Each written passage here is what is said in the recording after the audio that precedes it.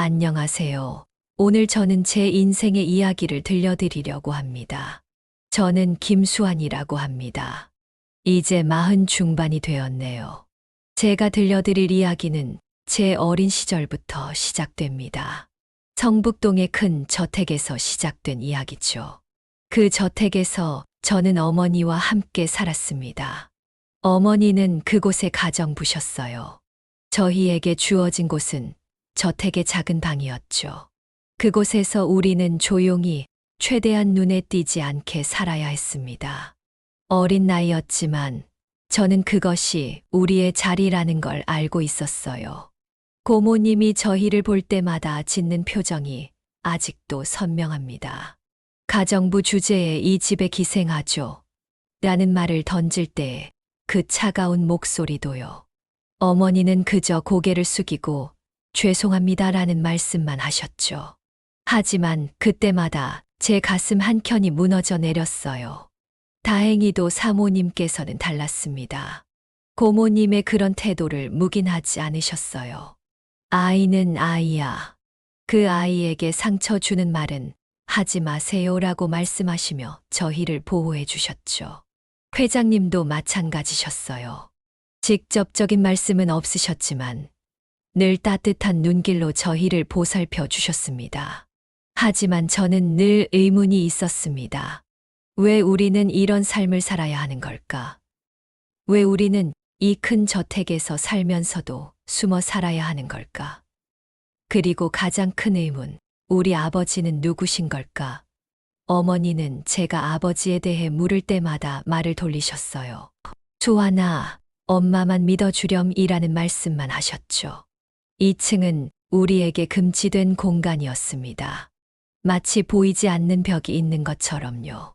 저는 그 2층을 바라보며 자랐습니다. 때로는 그곳에서 들려오는 웃음소리, 대화 소리를 들으며 말이죠. 그럴 때마다 저는 생각했습니다. 우리도 저런 평범한 가족의 모습을 가질 수 있을까? 고모님은 제가 마당에서 놀 때면 어린애가 이곳을 더럽히지 않았으면 좋겠군요 라고 말씀하셨어요. 그럴 때마다 저는 더욱 움츠러들었습니다. 하지만 사모님은 그때마다 제게 다가와 다정하게 말씀하셨죠. 여기서도 내가 잘 자랄 수 있도록 도와줄게. 그 말씀이 제게는 큰 위로가 되었습니다. 어머니는 그런 상황에서도 늘 당당하셨어요. 비록 고개를 숙이시긴 했지만 결코 자존심을 잃지 않으셨습니다.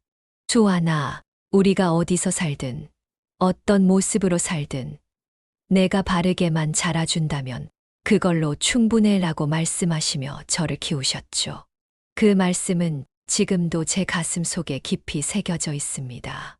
그런 생활이 계속되던 어느 날이었습니다. 회장님께서 저를 따로 부르셨어요. 저는 떨리는 마음으로 회장님 앞에 섰죠. 수환아, 공부는 잘하고 있니? 의외의 질문이었습니다.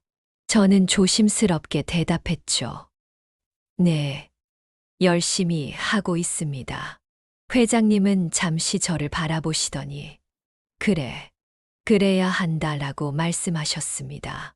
그날 이후로 회장님은 종종 제 성적에 대해 물어보셨어요. 사모님을 통해 제 성적표를 전달받으시곤 했죠. 그때마다 저는 묘한 감정을 느꼈습니다.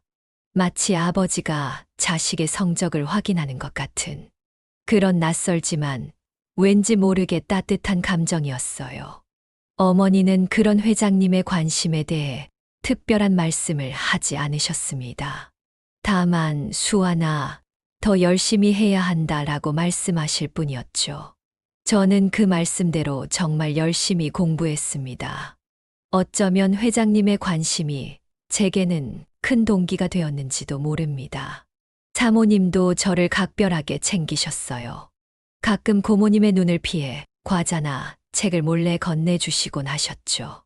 공부하는데 도움이 될 거야 라며 말이에요. 그럴 때마다 저는 왜 이렇게 저를 신경 써주시는지 궁금했습니다. 하지만 질문할 수는 없었죠. 그저 감사하게 받아들일 뿐이었습니다. 어느 날은 제가 실수로 2층 계단을 올라가다가 고모님과 마주친 적이 있었어요. 그날 고모님의 표정은 정말 무서웠습니다.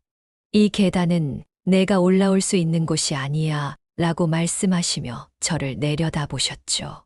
저는 그대로 도망치듯 내려왔습니다. 그날 밤 사모님이 우리 방을 찾아오셨어요. 수아나, 마음에 담아두지 마렴.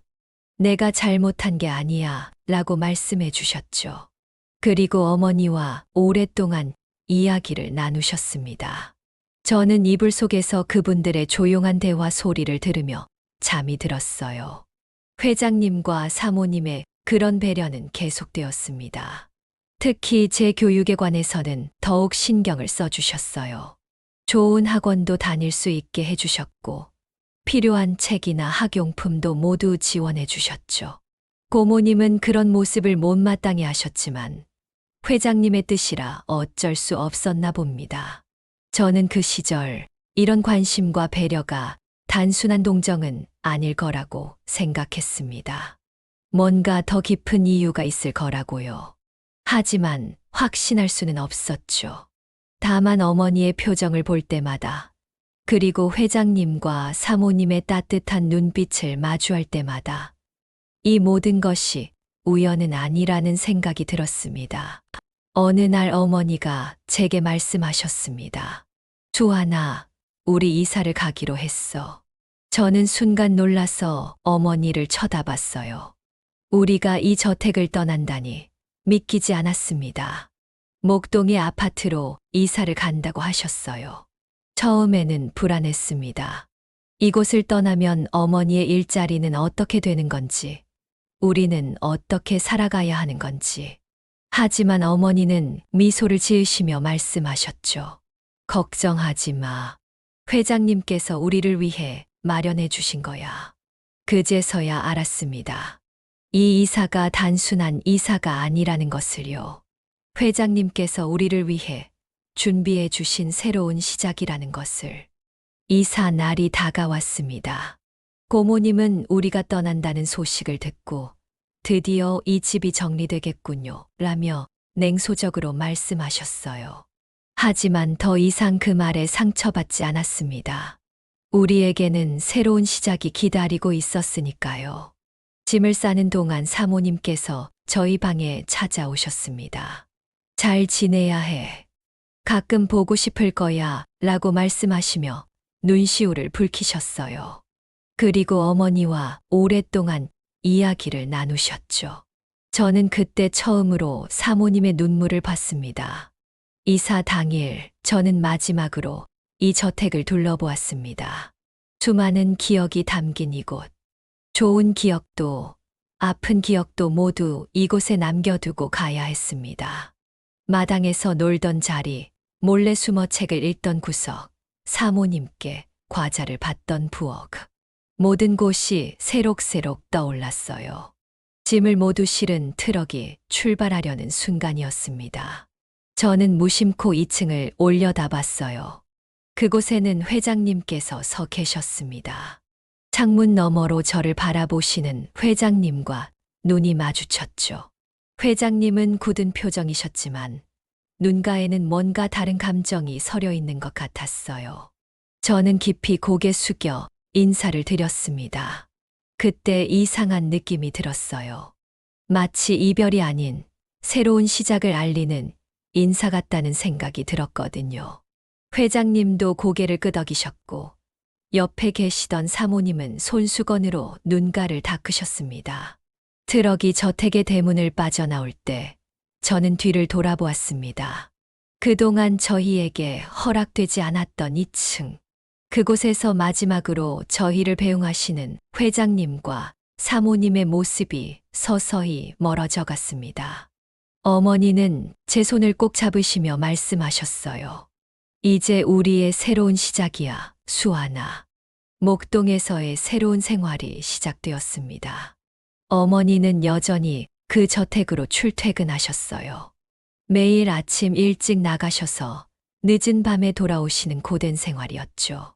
하지만 어머니는 한 번도 힘들다는 내색을 하지 않으셨습니다. 내가 공부에만 전념할 수 있다면 이 정도는 아무것도 아니야 라고 말씀하시곤 했어요. 저는 어머니의 그 말씀을 가슴에 새기며 정말 열심히 공부했습니다. 매일 첫 등교버스를 타고 가서 마지막 하교버스를 타고 돌아왔어요. 도서관에서 밤늦게까지 공부하는 것이 일상이 되었죠. 그 결과 성적은 늘 상위권을 유지했고, 특히 수학과 과학 과목에서는 전교 1등을 놓치지 않았습니다. 하지만 그런 성적 때문에 오히려 반에서는 따돌림을 당했어요. 공부벌레, 선생님의 애완동물이라는 별명이 따라다녔죠. 쉬는 시간이면 친구들은 저를 피했고, 체육 시간에 조를 짤 때면 늘 마지막까지 남았습니다. 특히 기억에 남는 건 중간고사 시험 때의 일이에요. 시험 전날 제 책상 서랍에서 시험 공부를 위해 정리해둔 노트가 사라졌습니다. 누군가 일부러 그랬다는 걸 알았지만 저는 아무 말도 하지 않았어요.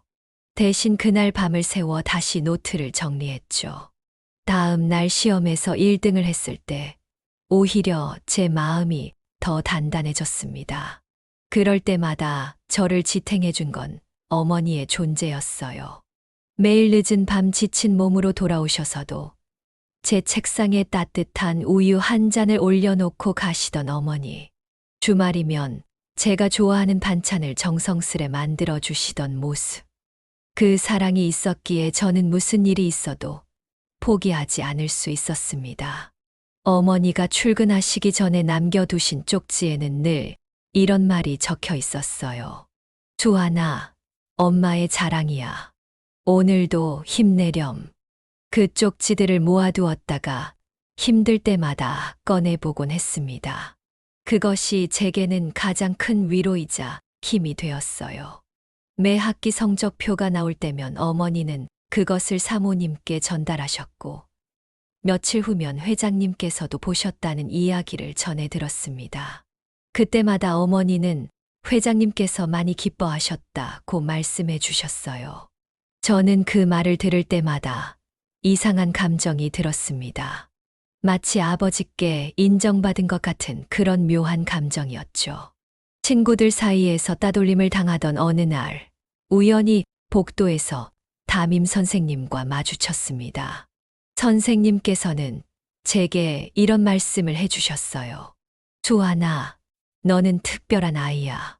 지금은 힘들지 모르지만 내가 가진 재능과 노력하는 모습이 언젠가는 반 아이들에게도 좋은 영향을 줄 거야. 그 말씀은 제게 큰 위로가 되었습니다. 결국 제 진심이 통했는지 고학년이 되면서 반 친구들의 태도가 조금씩 변하기 시작했어요. 수학을 어려워하는 친구들을 도와주면서 조금씩 마음의 벽이 허물어졌죠. 어쩌면 그때의 경험이 제가 더 강한 사람으로 성장하는데 도움이 되었는지도 모릅니다. 시간이 흘러 저는 대학생이 되었습니다. 그해 겨울 뉴스를 통해 회장님의 별세 소식을 접했습니다. 가슴이 먹먹했어요. 어머니는 그날 평소보다 일찍 퇴근하셨고 집에 돌아오자마자 오랫동안 아무 말씀도 하지 않으셨죠. 장례식장은 당연히 크고 북적였습니다. 저희는 멀리서 조문을 했어요. 가까이 가지 못하고 멀리서 바라보기만 했지만 마음만은 누구보다 무거웠습니다. 사모님께서 저희를 발견하시고는 먼 눈빛으로 고개를 끄덕여 주셨어요. 그 눈빛에서 깊은 슬픔이 느껴졌습니다. 장례식이 끝나고 일주일이 지났을 때였습니다. 어느 날 밤 어머니께서 제 방을 찾아오셨어요. 평소와는 다른 무거운 표정이셨습니다.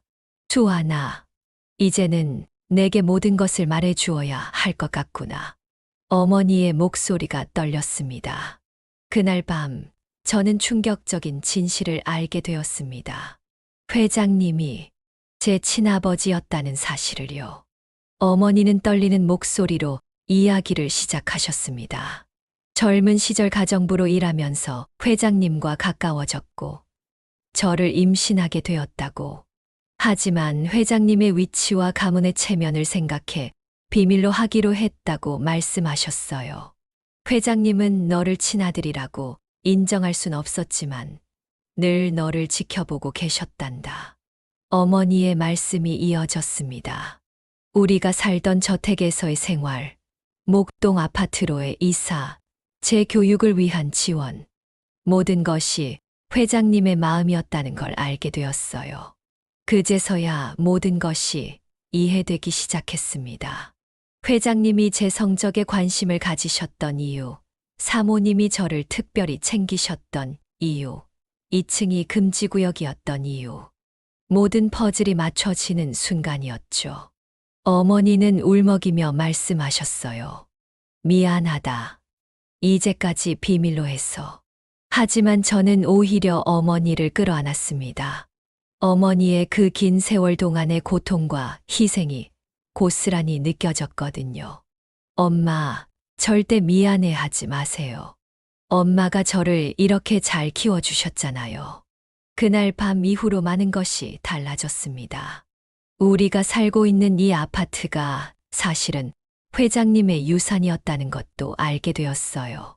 제 교육을 위해 따로 마련해 두신 신탁 자금이 있다는 것도요. 하지만 그보다 더 큰 것은 제 마음의 변화였습니다. 한동안은 혼란스러웠습니다. 때로는 분노가 차올랐고, 때로는 깊은 상실감에 빠지기도 했어요. 왜 끝까지 자신의 아들이라고 인정해 주지 않으셨는지, 왜 우리는 그렇게 숨어 살아야 했는지, 수많은 의문들이 제 마음을 괴롭혔습니다. 하지만 시간이 지나면서 깨달았습니다. 회장님도 나름의 고뇌가 있으셨을 거라는 것을. 그리고 자신이 할 수 있는 최선을 다해 저를 보살피려 노력하셨다는 것도요. 그분의 따뜻한 눈빛, 가끔씩 건네시던 그 말씀들. 이제는 그 모든 것이 아버지의 사랑이었다는 걸 알 수 있었습니다. 진실을 알게 된 후 얼마 지나지 않아 회장님의 변호사님이 저희를 찾아오셨습니다. 회장님께서 남기신 별도의 유언장이 있다고 하셨어요. 저와 어머니를 위한 것이었습니다. 회장님께서는 마지막까지 저희를 생각하고 계셨던 거죠. 유언장에는 저희가 살던 목동 아파트의 소유권 이전과 함께 어머니를 위한 거액의 위자료, 그리고 제 앞으로 된 주식과 예금이 포함되어 있었습니다. 특히 어머니께는 새로운 사업을 시작할 수 있을 만한 금액도 함께 남기셨더군요. 평생 고생만 하신 김 여사님께 이제는 편히 쉬셨으면 하는 마음에서 라는 메시지와 함께요. 어머니는 처음에 거절하려 하셨습니다. 이미 우리를 위해 충분히 해주셨는데 라고 하시면서요. 하지만 사모님께서 직접 찾아오셔서 어머니를 설득하셨어요. 이건 회장님의 마지막 소원이에요. 받아주세요. 사모님의 그 말씀에 어머니는 더 이상 거절하지 못하셨습니다. 어머니는 오랫동안 꿈꾸어 오셨던 일을 시작하셨어요. 평생 요리하는 것을 좋아하셨던 어머니는 조그만 한식당을 열기로 하셨죠. 재벌가의 안주인들도 감탄했던 어머니의 손맛을 이제는 많은 사람들과 나누고 싶다고 하셨습니다. 식당은 생각보다 빨리 자리를 잡았어요. 어머니의 정성이 담긴 음식은 금세 입소문이 났고 주변 직장인들 사이에서는 맛집으로 소문이 났죠. 특히 어머니가 회장님 저택에서 일하실 때 자주 해드리던 전복죽은 식당의 대표 메뉴가 되었습니다. 어머니는 달라지셨어요. 더 이상 허리를 굽히며 살지 않으셨고 당당하게 자신의 일을 하시는 모습이 보기 좋았습니다. 가끔 사모님도 조용히 식당을 찾아오셨어요. 어머니와 마주 앉아 오랜 이야기를 나누시곤 했죠. 제가 유학을 결정했을 때도 어머니는 흔쾌히 허락하셨습니다. 이제는 내 인생을 마음껏 펼쳐보렴. 돈 걱정은 하지 마. 어머니의 그 말씀에서 진정한 자유로움이 느껴졌어요. 더 이상 숨어 살지 않아도 되는, 당당히 자신의 길을 걸어갈 수 있는 그런 자유로움이었습니다. 하지만 어머니는 돈이 생겼다고 해서 크게 달라지지는 않으셨어요. 여전히 검소하게 사셨고, 오히려 그동안 받은 은혜를 다른 이들에게 나누고자 하셨습니다. 식당에서 홀로 사는 노인들에게 무료로 식사를 제공하시고, 가난한 학생들을 위한 장학금도 조용히 마련하셨죠. 우리가 받은 사랑과 은혜를 이제는 다른 이들에게 나누며 살자라는 게 어머니의 새로운 삶의 모토가 되었습니다. 저는 그런 어머니를 보며 또 한 번 크게 배웠습니다. 진정한 부자는 돈이 아닌 마음이 부자인 사람이라는 것을요. 대학교 3학년을 마치고 저는 군대에 입대했습니다. 영어 성적이 좋았던 덕분에 카투사로 배치받을 수 있었죠. 용산 미군 기지에서의 생활은 제게 완전히 새로운 세상을 보여주었습니다. 미군들과 함께 일하면서 저는 제 가능성을 새롭게 발견했어요. 처음에는 영어로 의사소통하는 것이 긴장되고 두려웠지만 점차 자신감이 생기기 시작했습니다. 특히 제가 맡은 행정 업무를 처리하면서 보여준 꼼꼼함과 책임감은 미군 상관들에게 좋은 평가를 받았죠. 어느 날 제 직속 상관이었던 마이크 중령님이 저를 따로 불러 이야기를 나누자고 하셨습니다. 조한, 너는 뛰어난 잠재력이 있어. 미국 유학을 생각해 본 적 있니? 그 말씀은 제게 큰 충격이었어요. 사실 유학은 꿈도 꾸지 못했거든요. 중령님은 제게 구체적인 조언을 해주셨습니다. 미국의 대학원 과정과 지원 방법, 그리고 추천서도 써주시겠다고 하셨죠. 내가 가진 재능을 더 넓은 세상에서 펼쳐보는 게 어떻겠니? 그 말씀이 제 인생의 전환점이 되었습니다.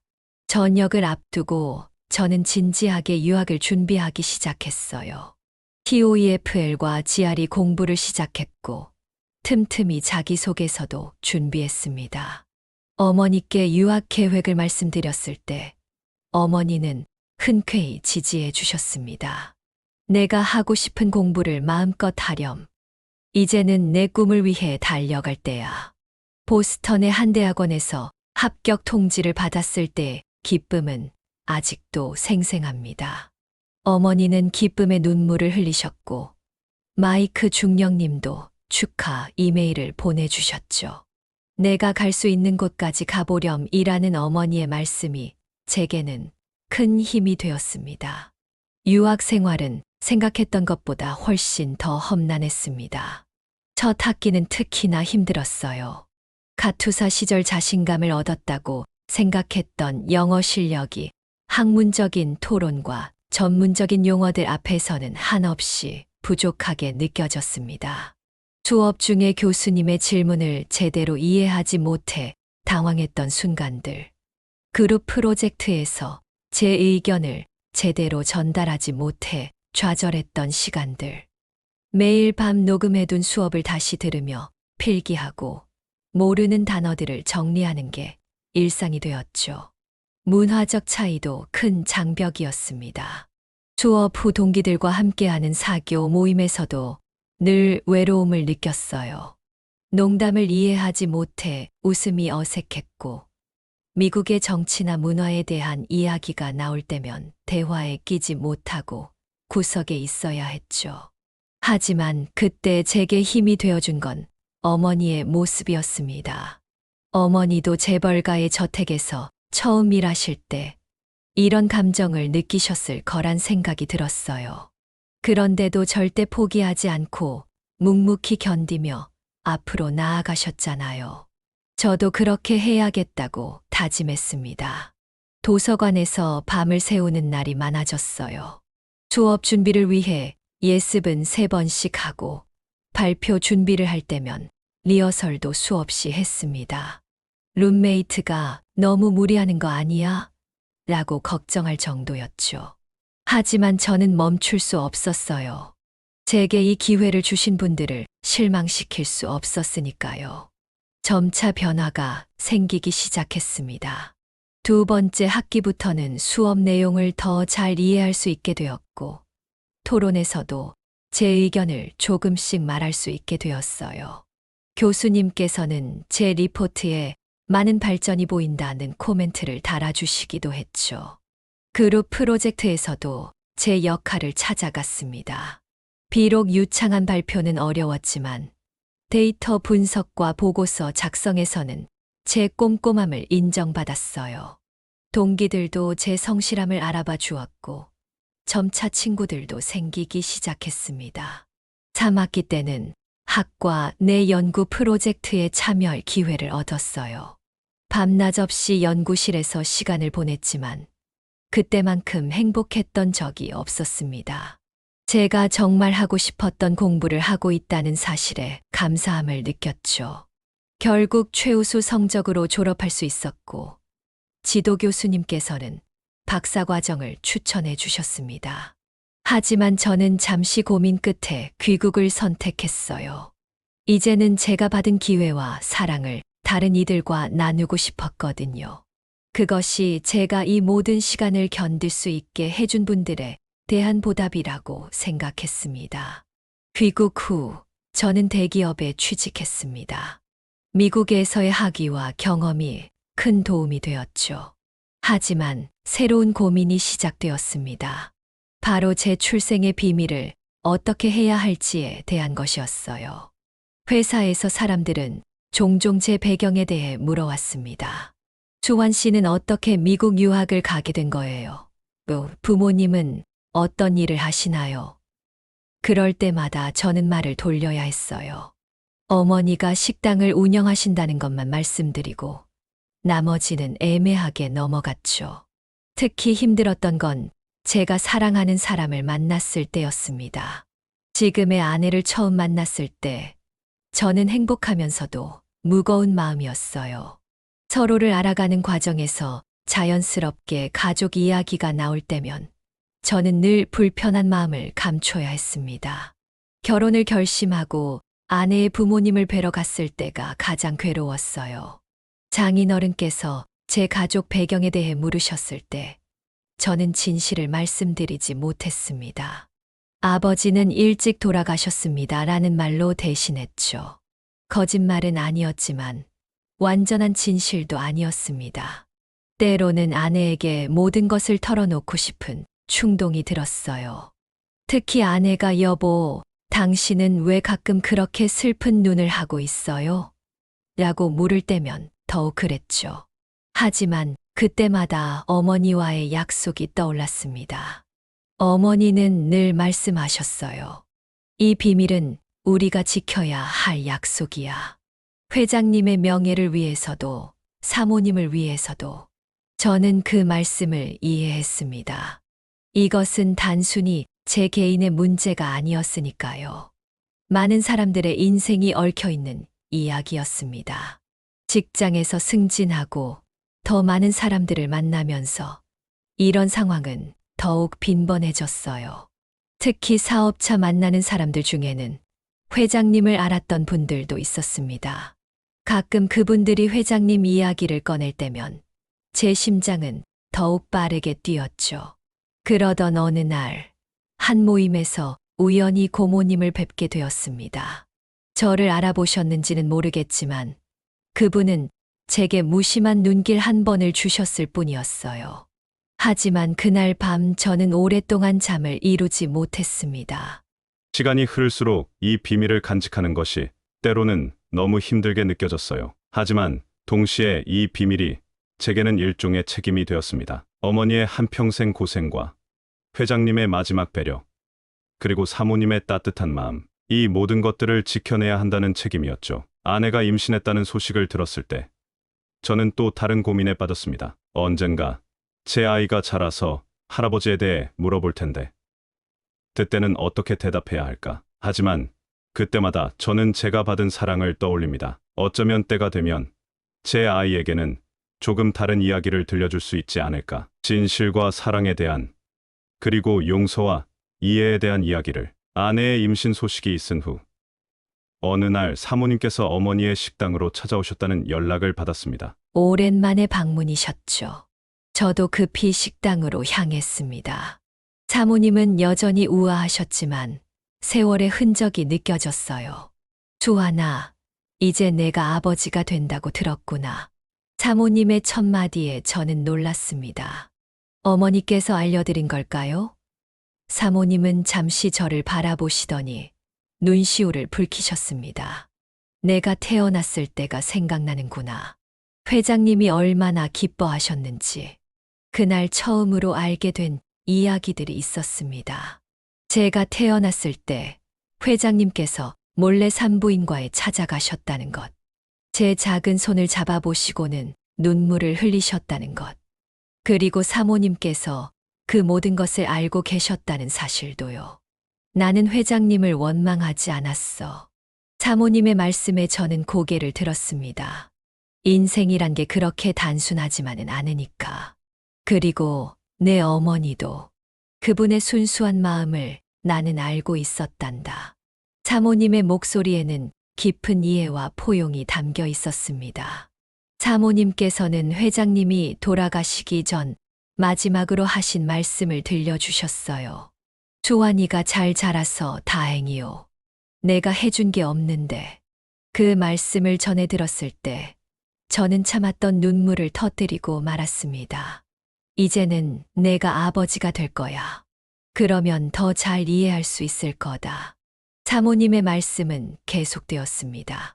인생은 실수와 후회로 가득하지. 하지만 그 속에서도 우리는 서로를 이해하고 용서하며 살아가는 거란다. 그게 바로 사랑이지. 어머니는 조용히 우리의 대화를 지켜보시다가 사모님의 손을 잡으셨습니다.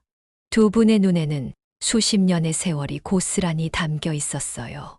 저는 그제서야 깨달았습니다. 이 두 분은 각자의 자리에서 서로를 이해하고 존중하며 살아오셨다는 것을. 조하나, 내 아이에게는 자랑스러운 아버지가 되어주렴. 사모님의 말씀에 저는 깊이 고개를 숙였습니다. 회장님이 하고 싶으셨던 것들, 내가 다 해주길 바란다. 그 말씀에 담긴 의미를 이해하는 데는 그리 오래 걸리지 않았습니다. 사모님은 떠나시기 전 작은 선물을 주고 가셨어요. 회장님이 쓰시던 만년필이었습니다. 이건 회장님이 내 이름을 처음 써보셨던 만년필이란다. 이제는 내가 가지고 있으렴. 그 만년필에는 수십 년의 시간과 사랑이 고스란히 담겨 있었습니다. 그날 이후 제 마음속 깊이 자리 잡고 있던 무거움이 한결 가벼워진 것 같았어요. 사모님의 포용과 이해가 제게는 큰 위로가 되었습니다. 이제는 더 이상 과거에 묶여 있지 않아도 된다는 것을. 그리고 이 모든 것이 우리 가족의 특별한 사랑의 형태였다는 것을 깨달았습니다.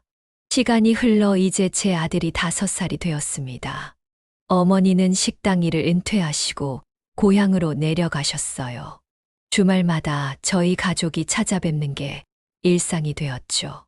어머니는 손주를 무릎에 앉히고 옛날 이야기를 들려주시길 좋아하십니다. 어머니가 들려주시는 이야기는 늘 희망에 관한 것입니다. 어려운 시절에도 절대 희망을 잃지 않았다는 것, 그리고 그 희망이 지금의 행복으로 이어졌다는 것. 어머니의 주름진 얼굴에는 늘 따뜻한 미소가 깃들어 있습니다. 저는 이제 대학에서 강의도 하고 있습니다. 어려운 환경의 학생들을 위한 장학 프로그램을 만들었어요. 제가 받았던 사랑과 기회를 다른 이들에게 나누고 싶었거든요.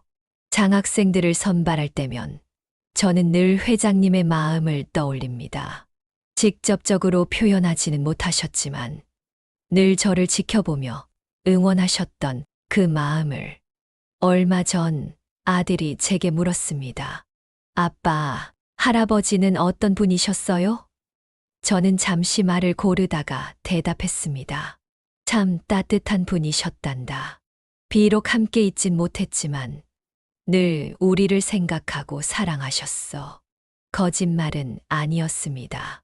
그것은 제가 가슴 깊이 느낀 진실이었으니까요.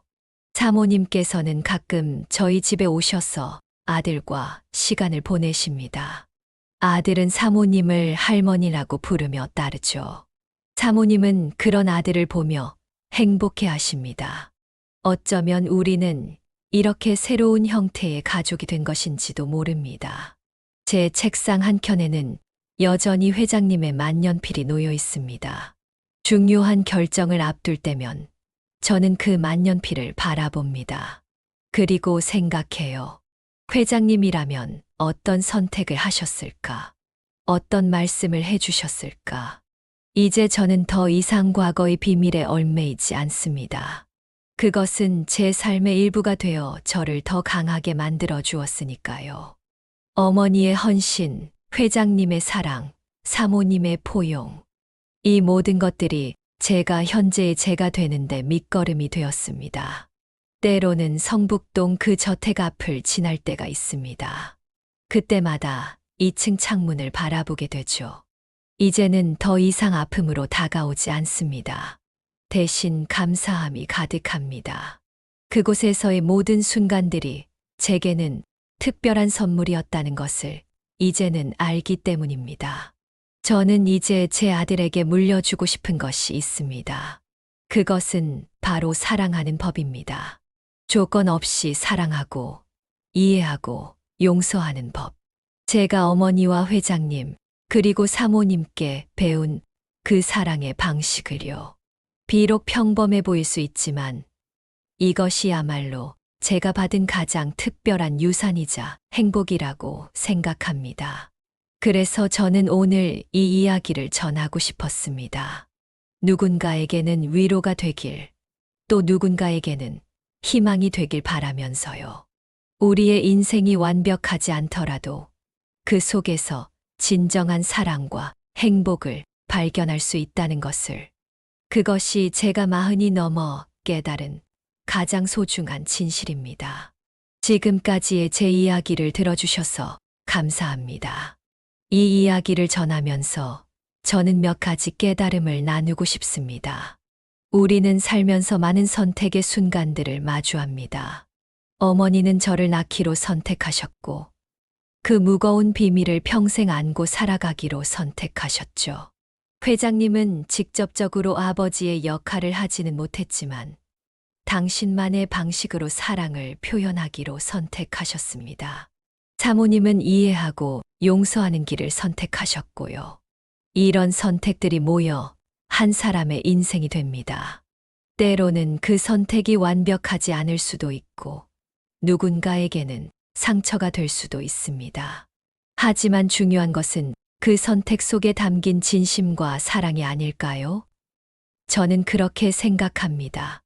어머니께서는 늘 말씀하셨습니다. 세상에는 두 가지 종류의 사람이 있단다. 상처 주는 사람과 그 상처를 보듬어 주는 사람. 저는 이제 그 말씀의 의미를 더 깊이 이해합니다. 고모님의 차가운 말씀은 상처였지만 사모님의 따뜻한 위로는 치유였죠. 우리는 선택할 수 있습니다. 어떤 사람이 될 것인지를. 인생에는 완벽한 시작이란 없는 것 같습니다. 저는 재벌가에 숨겨진 아들로 태어났고, 그것은 제가 선택할 수 없는 운명이었죠. 하지만 그 시작이 제 인생의 전부를 결정하지는 않았습니다. 오히려 그 속에서 특별한 가치들을 배웠어요. 첫째로, 진정한 사랑은 형태가 아닌 본질에 있다는 것입니다. 회장님은 공식적으로 제 아버지가 되어주지는 못하셨지만 당신만의 방식으로 사랑을 표현하셨죠. 사모님은 법적인 관계가 아님에도 불구하고 참된 어른의 모습으로 저를 품어주셨고요. 둘째로, 용서와 이해의 힘입니다. 사모님께서 보여주신 그 크나큰 포용력은 제게 깊은 감동이었습니다. 어쩌면 진정한 강인함은 다른 이의 불완전함을 받아들이고 그것을 이해하려 노력하는 데서 시작되는 것인지도 모릅니다. 셋째로, 받은 사랑을 나누는 기쁨입니다. 제가 지금 대학에서 장학 프로그램을 운영하는 것도 어머니가 식당에서 어려운 이들을 돕는 것도 모두 우리가 받은 사랑을 나누는 방식입니다. 이런 나눔을 통해 우리는 더 큰 행복을 경험하게 됩니다. 마지막으로 가장 중요한 깨달음은 평범한 것의 소중함입니다. 지금 제가 누리는 일상의 행복, 주말에 가족들과 함께하는 시간, 아들의 웃음소리, 어머니의 따뜻한 밥상, 이런 평범한 일상이 얼마나 특별한 축복인지를 이제는 압니다. 어쩌면 우리 모두는 각자의 2층을 가지고 있는지도 모릅니다. 닿을 수 없는 무언가, 이루지 못한 꿈, 치유되지 않은 상처. 하지만 그것이 우리의 전부는 아닙니다.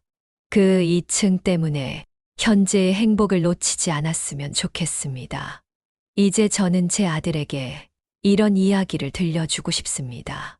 완벽하지 않아도 괜찮다고, 실수를 해도 다시 시작할 수 있다고, 그리고 무엇보다 진심을 다해 사랑하는 것이 가장 중요하다고요.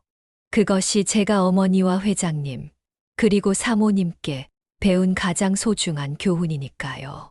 라디오를 들으시는 모든 분들께 말씀드리고 싶습니다. 당신의 인생이 지금 어떤 모습이든 그 안에는 분명 특별한 의미가 있다고요. 그리고 그 의미를 발견하는 것은 바로 당신의 몫이라고요. 저는 그것을 사랑이라고 불러보려 합니다. 이제 저는 제 이야기를 마무리하려 합니다. 오늘 밤 이 이야기가 누군가에게 작은 위로가 되었기를, 그리고 희망이 되었기를 바랍니다. 우리 모두의 인생이 평범하지만 특별한 행복으로 가득하기를 진심으로 기원합니다. 긴 이야기 들어주셔서 감사합니다.